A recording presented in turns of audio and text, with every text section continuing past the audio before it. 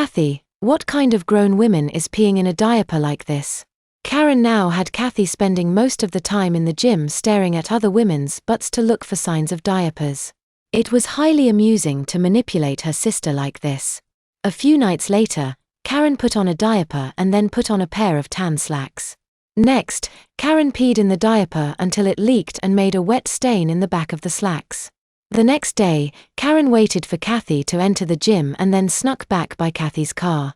Karen then took the slacks and the wet diaper and threw them casually on the ground. For fun, Karen also decided to start peeing her panties to leave a little trickle of urine on the sidewalk leading back to the car. She was wearing a skirt so no one could tell she was wet, except for the trail on the ground. Unfortunately, this plan did not work so well. Kathy was utterly oblivious, and Karen felt a little silly as she tried to set her up after their workout. "Hey, it looks like there's a wet pair of pants here. Did someone wet the diaper enough to wet the pants? Kathy, that's gross. Don't touch that. Let's go home."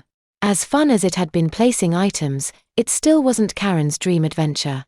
To live her real fantasy, Karen felt like she'd have to pee her pants in front of her sister and get her sister's reaction. She tried experimenting in the gym. Karen spent lots of time drinking lots of liquid and tried to set up a situation where she could have an accident. But it wasn't possible. There was always a bathroom somewhere nearby. If only she could stage an accident, Karen thought to herself. But she couldn't figure out how. If only she could go back to the pier in San Francisco. She'd pretend she couldn't hold it. She'd pretend she wet her pants. She'd stage the ultimate accident and get her sister's surprised reaction. But San Francisco was years ago and miles away. Try as she might, Karen couldn't stage the big disaster she wanted.